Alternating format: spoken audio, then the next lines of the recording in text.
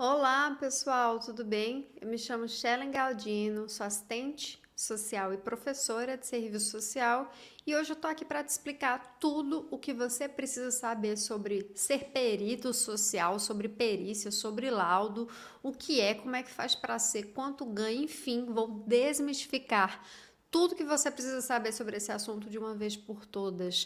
Mas antes de eu começar esse vídeo, não esquece de se inscrever aqui no canal, de dar o joinha nesse vídeo e também de seguir a gente lá no nosso Instagram, @ss para concursos. Bom, se você chegou até este vídeo, você deve ter ouvido falar em algum momento sobre ser perito social. Mas afinal, o que é um perito, Shellen? Como é que faz para ser? O que danado é isso? Bom, é fundamental iniciar dizendo que o perito ele é um expert, ou seja, é uma pessoa que tem conhecimento técnico e científico sobre um determinado assunto. Perito é um profissional expert em uma determinada área que é chamado para emitir a sua opinião técnica em um determinado assunto para um juiz tomar a melhor decisão. Assim, a gente pode dizer que um perito ele assessora a justiça, devendo exercer a sua função com isenção em relação às partes envolvidas no processo, e ele deve emitir um laudo com base em referencial teórico, técnico e ético, respaldado para assim subsidiar a decisão do judiciário. Então é isso mesmo, o perito é alguém que irá fornecer uma opinião técnica para um juiz mediante um processo que está em curso e muitas vezes os juízes precisam de profissões especialistas para emprestar esse conhecimento ao juiz para que assim ele possa tomar a melhor decisão. E quem prevê isso, Shellen? Quem inventou isso? É o Código do Processo Civil, que prevê que o juiz ele será assistido por perito quando a prova do fato depender de conhecimento técnico ou científico. Esse perito pode ser, por exemplo, um perito médico, balístico, contábil, e se esse perito for um assistente social, ele vai ser denominado de perito social. Aí você deve estar se perguntando agora, ora, o perito é alguém que trabalha no Tribunal de Justiça? E é isso que eu vou te explicar agora, porque a resposta é depende. Um tribunal de justiça, ele possui no seu quadro, por exemplo, assistentes sociais, que são profissionais contratados que trabalham lá no tribunal. Esses profissionais que trabalham no quadro, né, funcional de um tribunal de justiça, eles geralmente também fazem perícia. Porém, na ausência destes profissionais e também devido às inúmeras demandas que esses profissionais possuem da rotina de um tribunal, o novo Código de Processo Civil, que é a Lei nº 13.105 de 2015, permite que o magistrado, ou seja, o juiz, indique um outro profissional que esteja devidamente capacitado para atender aquela demanda da perícia. Para poder nomear esses peritos, os juízes analisarão um chamado cadastro de peritos que vai estar vinculado ao tribunal a que ele pertence, o juiz. Então, o que acontece? Há um cadastro de peritos. Peritos se cadastram nesse banco e os juízes convocam mediante esse cadastro prévio. Então, eu resumi para você o que, digamos assim, é o perito, para que ele serve, e em regra a gente pode resumir agora que perito nada mais é do que um profissional com um conhecimento técnico e científico que vai emprestar esse conhecimento ao juiz através, né, de um estudo, de uma avaliação que para serviço social nós chamamos de estudo social. Para isso ele vai precisar elaborar um documento que nós denominamos de laudo e no caso do serviço social nós chamamos de laudo social. Esse laudo ele é fruto de um estudo, ele é fruto de um processo de conhecimento da realidade que, por exemplo, no serviço social nós chamamos de estudo social ou perícia social e também tem quem chame de avaliação social. Então, que em regra é assim, nós temos o perito, que é o profissional, nós temos a perícia, que é o que o perito faz, e essa perícia nada mais é do que um estudo, ou seja, uma análise da realidade que vai resultar em um documento que nós denominamos laudo.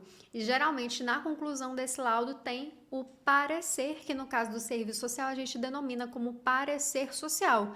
Se fosse um psicólogo, seria denominado, por exemplo, de parecer psicológico, tá? Aí você deve estar se perguntando, mas o que o assistente social poderia contribuir para um juiz? Que conhecimento o assistente social tem para ser perito? Ora, no caso do assistente social, a gente vai contribuir muito para um juiz. A gente vai fazer toda uma análise social e econômica de uma determinada situação, indivíduo ou família. A gente pode avaliar as violações dos direitos, as garantias de direito, as vinculações familiares, as relações familiares, ou seja, como essa família, esse indivíduo, eles se relacionam na sociedade, como está o acesso destas pessoas aos direitos e como também essas pessoas, se aconteceu, violaram alguns direitos fundamentais. Comumente, as principais solicitações que chegam para o serviço social estão atreladas à questão de guarda, de perda de poder familiar, questões de curatela, de tutela. Então, são essas demandas que geralmente chegam para o serviço social, especialmente a questão de perda de poder familiar. É bom destacar que o nosso conhecimento e o nosso estudo social ele é um subsídio para o juiz, porque quem toma a decisão final é ele, não somos nós. A gente vai construir lá o estudo, vai mandar para ele e a partir dele ele vai ou acatar ou ignorar. Pode acontecer, infelizmente. Mas é muito bom te dizer que a perícia, ou seja, todo esse estudo que a gente faz, todo o laudo, em termos do Código do Processo Civil e da própria Justiça, não é qualquer coisa. A gente está falando de um documento técnico, de um profissional validado por um conselho, por uma formação técnica de nível superior, geralmente, e por isso esse laudo ele se constitui ou no exame ou vistoria ou avaliação. Portanto, pode contar como um elemento também de prova desse processo que está em curso. Na prática, como funciona? Você quer saber isso? Como na prática funciona? Na prática é assim, o juiz mais as partes, eles analisam a necessidade de um perito dar uma opinião técnica sobre um determinado assunto.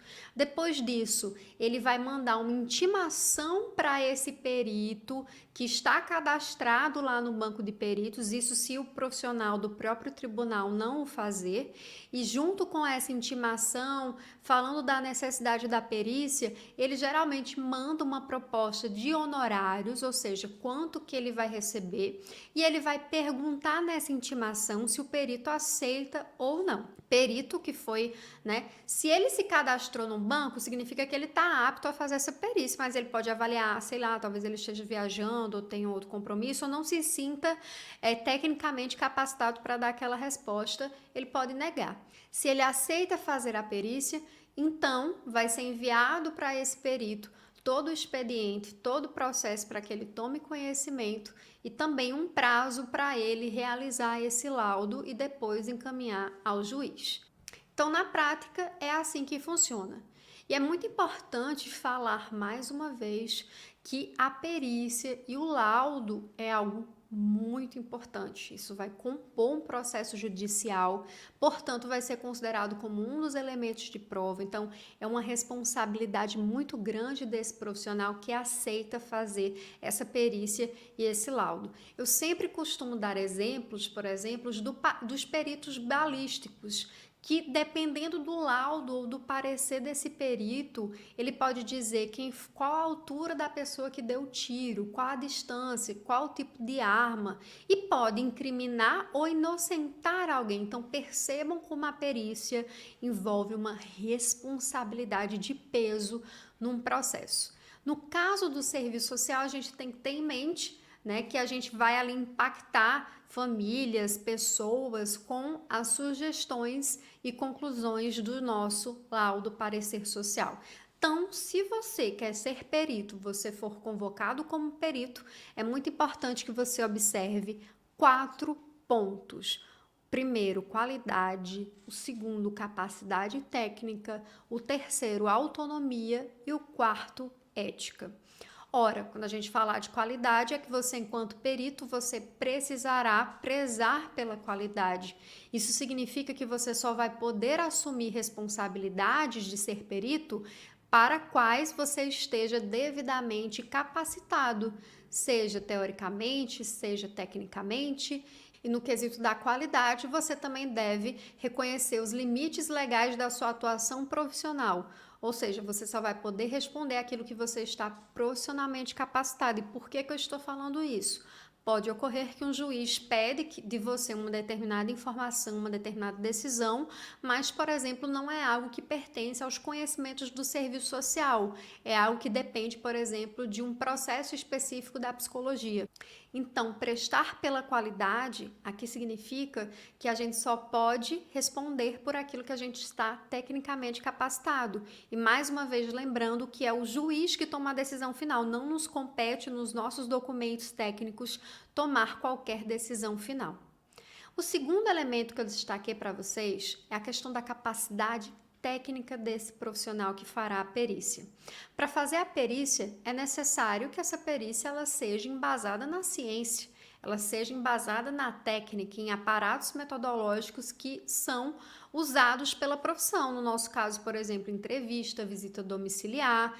Então, não pode conter elementos de análise pessoal. Uma perícia requer uma profunda fundamentação, inclusive teórica, tá?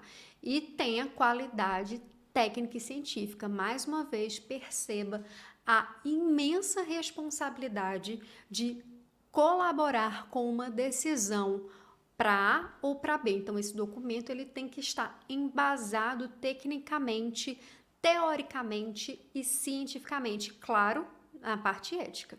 No terceiro elemento que eu destaquei para vocês, que foi a autonomia, é importante dizer que o perito ele tem autonomia. Ele tem total responsabilidade de definir as características, a metodologia do trabalho, se ele fará observações, entrevistas, visitas domiciliares. É o perito que decide a melhor forma de construir o seu laudo, a sua decisão. Ele pode decidir, por exemplo, se terá fotos, quantas pessoas eles vão ouvir, quais documentos ele vai analisar. E por que, mais uma vez, eu cito essa questão da autonomia? Porque, infelizmente, alguns juízes querem determinar e interferir na metodologia do profissional. Mas tanto o Código de Ética do assistente social te garante essa autonomia, como o próprio Código do Processo Civil. É você, perito, que determina como você fará a perícia. Isso não é determinação do juiz. O juiz pode dizer que ele quer a perícia, o que ele quer que seja respondido, mas toda a metodologia, a complexidade de como vai ser feito é o profissional, porque aqui perpassa autonomia, qualidade e conduta profissional. Por último e não menos importante, nós vamos falar sobre a ética. O perito ele tem que se basear nos princípios éticos da profissão, inclusive na autonomia profissional. Ele deve prezar pela qualidade técnica e também pelos direitos das pessoas que estão envolvidas nesse processo. Lembrando que também a perícia ela é resguardada por questões de sigilo profissional e não cabe, em nenhum momento, opiniões pessoais. Agora que eu falei para você sobre o que é perito e os cuidados que se deve ter ao fazer uma perícia, eu quero te falar especificamente do documento que advém da perícia, que é o laudo social. O laudo social, no caso do assistente social, é o resultado de um processo de avaliação ou que nós chamamos de um processo de um estudo social. Ele tem por finalidade subsidiar as decisões relacionadas ao contexto de que surgiu a demanda que desagou no documento técnico do laudo. No caso do serviço social, é muito importante dizer que esse laudo deve conter as questões das informações técnicas, científicas, as análises, as expressões da questão social, os direitos sociais violados, negados, sobre as relações familiares, seus vínculos, se são fortalecidos, se são fragilizados, os limites e potencialidades daquele indivíduo, com ou sem a família, enfim, todas essas questões que envolvem o conhecimento do serviço social e, portanto, devem considerar os condicionantes históricos e sociais tanto da família quanto das pessoas que estão ali envolvidos, dos indivíduos. O laudo ele deve apresentar tanto os procedimentos e conclusões que o profissional teve nesse processo de estudo social E ele deve sempre se limitar a fornecer as informações necessárias ao que a demanda solicitou, tá? Tem que estar muito atento ao qual o objetivo da perícia do estudo e qual o objetivo do laudo. Segundo o Código do Processo Civil, lá no artigo 473, ele fala que todo laudo, né, que advém de uma perícia, ele deve contar primeiro com uma exposição do objeto da perícia, ou seja, para que aquela perícia aconteceu. Segundo, ele deve contar com uma análise técnica ou científica, ou seja, todo o desenvolvimento, todos os argumentos, aqui no nosso caso, né, as expressões da questão social envolvendo os sujeitos, a demanda, enfim. Terceiro, deve indicar a metodologia que foi utilizada, ou seja, deve mostrar como ele chegou àquela análise, àquelas conclusões, como que ele conseguiu ter aquele conhecimento. Ele tem que informar a metodologia. Foi entrevista, foi visita, foi estudo documental, foi observação, como que se tomou aquele conhecimento da realidade. Por último, e não menos importante, deve ter uma resposta conclusiva a todos os quesitos apresentados pelo juiz, ou pelas partes, ou pelo Ministério Público, e essa parte final é o que geralmente nós chamamos de parecer. Aqui, o Código do Processo Civil traz que é uma resposta conclusiva. Então, o profissional ele pode, por exemplo, dizer que não obteve nenhuma conclusão. Isso é possível. Pode fazer indicações, tá? A conclusão no sentido de que ele deve concluir o raciocínio dele nessa parte final que nós chamamos geralmente de parecer. Sobre o laudo, ainda tenho que te falar 3 coisas que você precisa saber sobre ele, tá? O perito, ele deve apresentar esse laudo com fundamentação, com linguagem simples e claramente com coerência lógica, indicando como ele alcançou as suas conclusões, especialmente isso na parte da metodologia. Além disso, o perito, ele não pode, em nenhuma hipótese, ultrapassar aquilo que lhe foi designado, nem emitir opiniões pessoais. Por último e não menos importante, o perito, para desempenhar essa função de fazer uma perícia, de escrever um laudo, ele pode ouvir testemunhas, obter informações, solicitar documentos que estejam em poder da parte de terceiros ou repartições públicas.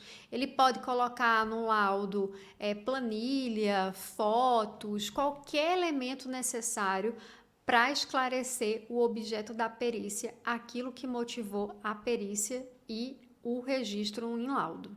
Aí você deve estar me perguntando agora, ué, Shellen, tudo isso, quanto que eu vou receber se eu for ser perito, se eu me cadastrar no banco de perito, quanto é que eu vou ganhar? E a resposta que eu tenho para dizer é que, mais uma vez, depende. Nós não temos, a nível da justiça estadual, um valor tabelado. O que nós temos é uma referência do CNJ, do Conselho Nacional de Justiça, que ele informa mais ou menos o valor que deve ser pago por uma perícia. Antes, eu preciso te explicar 2 coisas, tá? Nós temos 2 justiças. Uma, Justiça Estadual, ou seja, Tribunal de Justiça do Estado de São Paulo. Segunda é que nós temos também a chamada Justiça Federal. Por exemplo, Justiça Federal de São Paulo. Então, são 2 órgãos diferentes e você pode se cadastrar como perito nos 2, tanto nos tribunais estaduais como nos tribunais federais nos estados. E dependendo do tribunal a que você esteja vinculado, o valor da perícia também muda. E é isso que eu vou falar mais ou menos com você. A tabela do CNJ coloca que a perícia para o profissional do serviço social deve ficar em torno de R$ 300. Já na perícia federal, da Justiça Federal, esse valor ele é um pouco menor, ele fica ali por volta dos R$ 200. Mas, mais uma vez, esse valor depende, ele varia de estado para estado. Então, pode ser que no Tribunal de Justiça do Estado de São Paulo se pague um tal valor e no Tribunal de Justiça do Amazonas se pague outro, tá? Nós não temos, geralmente, essa equiparação porque a própria resolução do CNJ fala, né, das necessidades, da complexidade, da região. Lembrando que esse valor, tá? Ele é um valor bruto, ou seja, é o valor cheio, porque pode ainda ocorrer descontos, seja do INSS, seja do ISS, que é o Imposto sobre Serviço, seja também sobre questão de Receita Federal. E mais uma vez lembrando que esses valores, lembra, valor por perícia. Então, se você fez uma perícia, você vai receber aí na faixa desse valor. Lembrando que esse valor, né, a perícia, ela não tem ajuda de custo. Então, se você precisar se locomover para uma outra cidade, toda a gasolina, enfim, nada disso vai estar contemplado a mais. É esse valor e você se vira com esse valor para fazer a perícia. Esse desconto do INSS, do ISS, da Receita Federal, ele varia, mas vamos botar que fica numa faixa de uns R$ 30, depende, tá? Mais uma vez, depende. Então, se você quer ser perito, conversa com alguma colega do seu estado, que você sabe que é perito, para você poder, né, saber mais ou menos quanto que está recebendo. Mais uma vez, depende. Uma outra dúvida que você deve estar se perguntando agora, mas que eu já vou responder para você, como faz para se cadastrar? Para se cadastrar, basta você ir nos sites dos tribunais de justiça, se estadual, ou no site dos tribunais de justiça federal e preencher lá o formulário com todos os dados e documentos que eles solicitam. Lembrando que essa inscrição no cadastro é uma inscrição em que você vai ficar lá no banco de reservas. Não significa que você será nomeado, tá? Você se cadastra e você vai contar com a sorte para um juiz te nomear. Então, o fato de você se cadastrar não garante a nomeação, tá? E eu conheço pessoas que já se cadastraram e nunca foram nomeadas. Aí você deve estar se perguntando, mas quais são os documentos que pedem? Eu vou mostrar para vocês, tá? O site de um tribunal de justiça aqui para vocês verem como quais são as documentações que ele pedem. Também vou colocar aqui na legenda deste vídeo uma lista com vários sites de vários estados do Brasil, justiça estadual, não coloquei das justiças federais, para vocês verem como é o cadastro. Tem muitos tribunais que inclusive não tem esse banco de peritos. Mas antes de eu mostrar o site do TJ, né, que eu vou simular aqui uma inscrição, não se esquece, por favor, né, de dar joinha nesse vídeo, se inscrever no nosso canal e compartilhar esse vídeo com as colegas, com os colegas, tá bom? Tem muitas outras coisas que eu queria falar com vocês, a questão do ISS, que é o Imposto sobre Serviço, porque o perito, por ser profissional autônomo, ele precisa estar cadastrado na prefeitura, tá? Depois busca um pouco sobre isso, porque tem juiz que solicita, tá? Você demonstrar lá o seu recolhimento de ISS. Para você recolher ISS é muito simples, basta você falar com a prefeitura da sua cidade, é a prefeitura que regula prestação de serviço de profissional autônomo, então liga lá, pergunta como faz para você se cadastrar para recolher ISS, para ter o imposto sobre serviço. Bom, agora eu vou mostrar para vocês o site do tribunal, né, que eu falei que ia mostrar. Olha aqui o site do TJ da Paraíba, que é o meu estado. Olha aqui todas as informações que eles pedem. Olha, eu posso me cadastrar aqui como pessoa física ou pessoa jurídica, tá? Eu posso colocar aqui o meu nome completo, meu nome social, se couber, CPF, identidade, data de nascimento. Aqui, olha só, no cantinho, eu insiro uma foto. Tem também o nome da mãe, nome do pai, e-mail, telefone. Os municípios de atuação, olha aqui, eu posso escolher quais municípios eu quero fazer perícia. No meu caso, olha a minha cidade aqui, ó, Cabedelo, ou então região metropolitana, né, porque é perto. João Pessoa, eu jamais colocaria para fazer fora da região metropolitana por causa de custos de gasolina, esse tipo de coisa. Aí você também tem que colocar, olha só, o endereço, o CEP, o bairro, e aqui você coloca a profissão, ó. No caso, eu vou colocar a minha profissão, que como eu vou ser assistente social, né? Posso colocar que minha área de atuação é serviço social, tá? Posso colocar assim de modo geral. Posso colocar algo mais específico. E aqui você coloca o número do seu registro, do seu CRES. O meu, no caso, é 6239. E aqui inserir, tá, a minha profissão. Arquivos comprobatórios, né? Aqui eu o que que eu colocaria, por exemplo, no meu caso, tá? Aqui eu conseguiria colocar o meu diploma de mestra, eu colocaria o meu currículo, eu colocaria a minha experiência profissional. Aqui eu colocaria várias coisas, cursos que eu fiz, né? Então aqui eu colocaria o meu diploma, a minha carteira, minha DIP, né, meu documento de identidade profissional. Aqui, né, é livre para você colocar aquilo tudo, né, que você quer. Então vou colocar aqui, por exemplo, DIP, tá? Depois disso, os dados bancários, ó, minha conta é Bradesco, tá? Eu uso o banco do Bradesco e eu colocaria aqui os meus dados para poder receber o valor da perícia que eu fiz, né? Então é isso, gente, é muito simples, não tem segredo nenhum, como vocês podem observar, coisa muito básica. Se você tiver qualquer dúvida, deixa nos comentários que eu vou te responder. Se você quiser qualquer outro vídeo sobre um outro assunto, manda aqui também, que eu também estou disponível para te auxiliar nesse processo. E é isso, não deixem de se inscrever no canal, dá o joinha, compartilha esse vídeo e segue a gente lá no Instagram que eu tô te esperando, tá bom? Até mais e é isso.